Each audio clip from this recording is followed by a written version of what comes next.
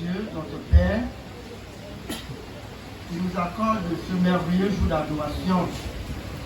Disons merci à notre Père, le pasteur Théodore Mondo. Disons merci à sa session. Disons merci à vous tous, participants à ce culte solennel. Frères et sœurs bien-aimés, nous vivons dans un contexte de crainte, de peur, de panique. Ce contexte est celui que les disciples de Jésus ont connu après la mort et la résurrection du Christ, à cause de la grande crainte qu'ils avaient des Juifs. Les disciples de Jésus avaient choisi de ne pas se montrer au public après sa mort et sa résurrection, préférant donc s'enfermer dans les lieux secrets. Pendant qu'ils y étaient, certainement en train de réfléchir à leur avenir personnel et surtout à celui de l'œuvre amorcée par leur maître pendant qu'ils étaient là, à l'abri des regards accusateurs et agressifs des Juifs, qui ne tenaient qu'à une chose, faire taire à jamais la vérité incarnée en Jésus-Christ, pendant qu'ils s'adonnaient à cogiter sur l'effondrement de leur espérance, pendant qu'ils se lamentaient sur leur espérance déçue, les portes étant fermées, Jésus leur apparut. C'est cette apparition de Jésus-Christ qui attire notre attention lorsque nous lisons dans le verset 19, le soir de ce jour, qui était le premier de la semaine, les portes du lieu où se trouvaient les disciples étant fermées, à cause de la crainte qu'ils avaient des Juifs, Jésus vint, se présenta au milieu d'eux et leur dit, la paix soit avec vous. Fin de citation. De ce verset bien-aimé, retenez comme thème de méditation ce dimanche, libéré de la crainte pour une vie de paix. Libéré de la crainte pour une vie de paix. Reprenons ensemble ce thème. Libéré de la crainte pour une vie de paix. Dis à ton voisin, tu es libéré de la crainte pour une vie de paix.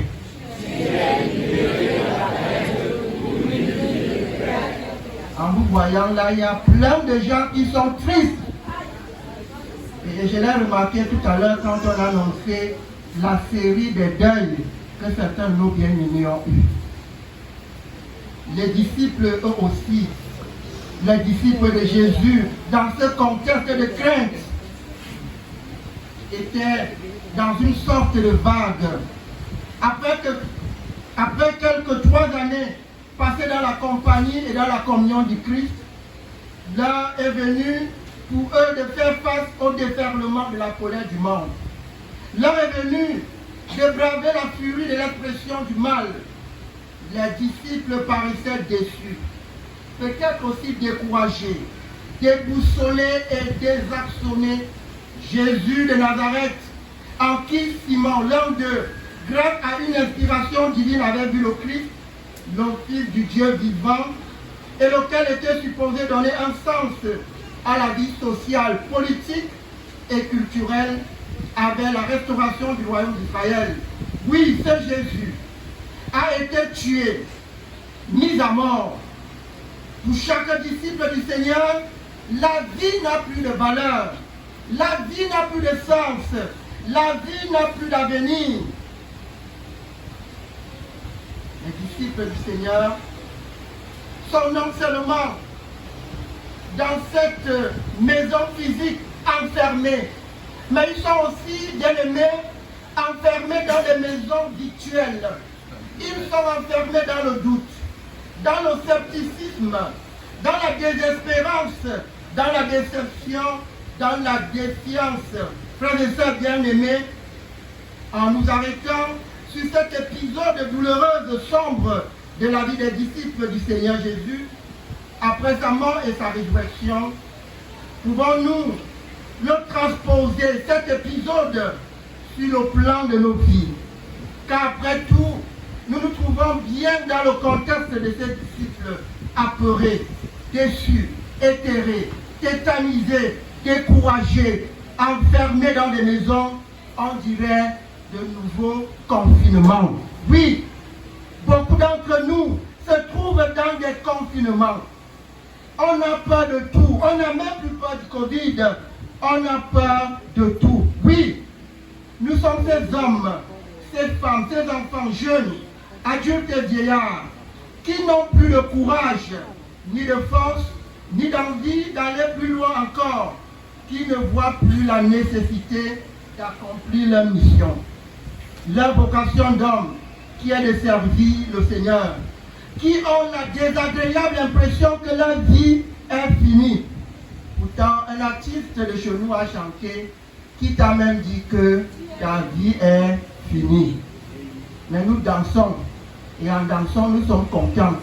Et quand le Seigneur nous dit, ne craignez point, on dit, mais, comme les chèvres, mais ne craignons pas, mais, et les arguments du monde commencent à foisonner dans notre être. Tu as dit, aide-toi et le ciel t'aidera. Pourtant, c'est nulle part écrit dans les Écritures. Oui, bien-aimés, nous sommes ces hommes et ces femmes surpris par les vicissitudes de la vie, dépassés par les événements et les situations de leur existence. Peuple du Seigneur, dans le cas spécifique des disciples enfermés, le texte nous dit que les portes étaient fermées à cause de la crainte qu'ils avaient des Juifs. Et c'est dans ce contexte que Jésus vint, se présentant au milieu d'eux. De nos jours, frères et sœurs bien-aimés, que de portes fermées, que d'espérances mortes, que de vies assombries et enténébrées, que d'âmes abattues, que d'hommes et de femmes liés par la désespérance, que de chrétiens apeurés, déçus, abusés dans leur dignité. Il se peut que toi qui m'écoutes ce matin, tu sois déçu de ta famille, tu sois déçu de tes parents, de ton conjoint, déçu de ton église, de ta paroisse, de ton association, déçu de ton travail, de ton employeur. Oui, nous sommes à la veille du travail, la fête du travail. Déçu de tes collègues, de tes enseignants, de tes camarades, Bref, la liste n'est pas exhaustive. Tu es déçu de la manière dont les choses se passent. Tu as peur. Tu es au creux de la vague. Tu bois du noir et tu ne sais plus à quel sein se vouer, ni sur quel pied danser. Ton existence n'a plus de sens. Oui, les portes de ton existence et celles de ton espérance sont fermées. Fermées à cause de tes péchés. Fermées à cause de la puissance des ténèbres, à cause de la conjoncture socio-économique. Jésus est là. Le ressuscité est présent. Sais-tu que tes portes fermées, les portes de ton existence fermées, constituent une interpellation pour le Christ? Les portes fermées de ta vie, bien-aimée, invitent Jésus à se présenter au cœur de ton existence, au cœur de ta vie, car il est vivant, il est ressuscité, il est vraiment ressuscité.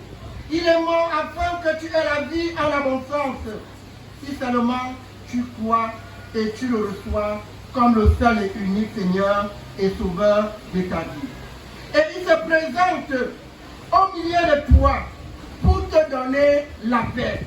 Quand il dit « la paix soit avec vous », une simple salutation, certes, la formule « la paix soit avec vous » est une transcription française du terme hébreu « shalom ». Et tout à l'heure, nous l'avons suivi quand l'ancien Georges passait les annonces. Il a dit « shalom ». Et vous avez répondu « ok ». Mais le contexte dans lequel Jésus emploie cette expression « shalom », traduit en français « la paix soit avec vous », est un contexte de crise, d'abattement, un contexte de la mort de la foi. Jésus a été mis à mort et enseveli. Ce qui naturellement a occasionné le découragement de ses disciples. Et lorsqu'il leur apparaît, les portes étant fermées, c'est après avoir subjugué, vaincu la mort. Il sort de la mort et il secoue les morts. Et quand il dit Shalom, la paix soit avec vous, cela signifie que les disciples doivent reprendre courage. Ils doivent plus être apeurés, car Christ a vaincu la mort. Il a payé le prix. Il a reçu tout pouvoir dans les cieux et sur la terre. Il n'y a donc plus raison d'avoir peur. Pourquoi vous avez peur? Certains ont même fui la paroisse parce que les travaux sont lancés. C'est parce qu'ils ont peur. Et la peur ne marche pas avec la foi. La peur vient tuer la foi. Christ, bien-aimé, veut ce matin que chacun de nous soit libéré de la crainte. Nous avons peur de mourir. Pourtant, Christ a vaincu la mort. Et l'apôtre Paul nous dit, le chrétien ne meurt pas. Il fait comment? Il dort. Mais il y a plein de gens qui pensent être vivants, pourtant ils sont morts. Ceux qui refusent d'adorer le Seigneur. Ceux qui refusent de confesser le Christ comme leur Seigneur et Sauveur. Pourtant le psaume 150, verset 6 dit que tout ce qui respire loue l'Éternel. À cause de la crainte, certains refusent même les rôles dans l'église. Je ne sais pas, pasteur. Certainement, il y a certains qui ont refusé d'être anciens et diacres. Vous n'avez pas la foi. Vous êtes les incrédules. Repentez-vous. Le chrétien n'a pas peur. Il n'a pas peur. La crainte n'est pas dans le monde de Dieu. Ceux qui ont peur sont de l'autre côté que je ne voulais pas citer ici. Le Christ ressuscité a vaincu la mort. Le Christ ressuscité a vaincu toutes les dominations. Il y a les gens qui dans leur maison, ils voient la souris passer. Ils crient quoi? Fire, le feu. Donc les souris ne doivent plus exister. Mais ce dont nous devons même craindre beaucoup, nous ne craignons pas le péché. Nous péchons volontairement. Nous savons que haïr n'est pas une bonne chose, mais nous sommes champions dans la haine. Le Christ ressuscité a détruit la crainte. Mon frère, ma soeur, si tu as encore peur, tu as un problème. Tu as un gros problème. Tu dois rencontrer le pasteur. Parce que le chrétien n'a pas peur. Et nous le chantons souvent. J'aime la version dans les langues. Mais tu me Christ m'a côté. N'est-ce pas? C'est ce que la version vous le dit, n'est-ce pas? En bassin dit, Mathielma Christ m'a côté. Hein? Ma cobol. Tout ça c'est la même chose. Ma cobol mais. Et en bassin dit quoi? Hein? Brody Christ ikweka. Le sang de Christ m'a libéré. Mathielma Christ m'a cobol mais. Il y a la libération qui est là. Mathielma Christ m'a cobol mais. Les boules disent quoi? Mathielma Christ m'a côté ma. Ça veut dire que ça m'a levé de quelque part où j'étais qui n'était pas bien. Ne soyons pas comme ces disciples qui, après la résurrection de Jésus, sont allés se cacher. Mais dans leur cachette, le Christ est apparu. Il a dit, la paix soit avec vous. Et cette paix que Christ nous donne, nous dit justement qu'il n'y a plus rien à craindre. Rien. Si tu as peur, tu n'as pas la foi. Les deux ne vont pas ensemble. Et c'est pour ça donc que quand vous lisez dans l'épître aux Hébreux, chapitre 11, verset 6, il est dit clairement, sans la foi, il est impossible d'être agréable à Dieu. Si tu crains, tu ne peux pas croire. C'est pour ça donc que toutes les promesses que le Seigneur a formulées pour nous, quand le psalmiste dit, l'Éternel est mon berger, je ne manquerai de rien. Nous récitons. Mais quand il y a une petite difficulté, nous disons, l'Éternel a dit qu'il est mon berger, je ne manquerai de rien. Mais je n'ai pas d'emploi, je n'ai pas de travail, je n'ai pas de mari, mes enfants sont encore petits, etc. Nous vivons pour le Christ, dans la vie comme dans la mort, dans la pauvreté comme dans la richesse, dans le célibat comme dans le mariage, avec ou sans enfants, nous sommes au Seigneur. quand nous nous présenterons devant le Seigneur, il ne nous demandera pas, tu as eu combien de diplômes? Tu as eu combien d'enfants? Étais-tu marié? Avais-tu tel nom? Il nous demandera, qu'as-tu fait de mon royaume? Tu as ramené combien de personnes dans ma bergerie? Certains parmi nous font le contraire. Pendant que les autres évangélisent, eux, ils désévangélisent. C'est un terme que j'écris peut-être qu'on peut mettre dans le dictionnaire. Même ceux qui ont été évangélisés hors de l'église, méfions-nous. On ne joue pas dans la maison du Seigneur. On vient dans la maison du Seigneur pour recevoir grâce et paix. Frères et sœurs bien-aimés, la mort symbolise parfaitement tout ce qui déshumanise et aliène l'homme, tout ce qui le prive de sa liberté, tout ce qui l'empêche de vivre en parfaite communion avec Dieu et son prochain. Cette expression n'implique pas qu'une relation unique, à savoir la paix avec Dieu. Elle se dédouble tout au plus du regard à poser sur l'autre. Dès la naissance de Jésus, les anges avaient chanté un hymne qui met en relief la double relation qu'implique la paix. Gloire à Dieu dans les lieux très hauts et paix sur la terre parmi les hommes qui l'agréent.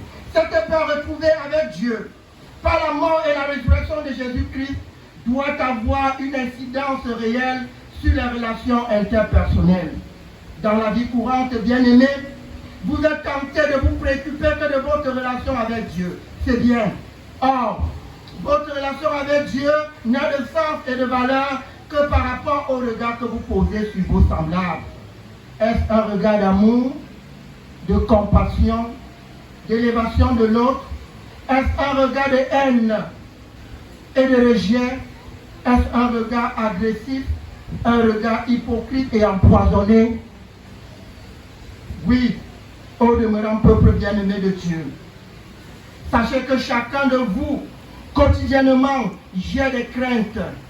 Sachez que la vie est faite certes de craintes, mais sachez que Jésus-Christ connaît mieux que quiconque vos craintes.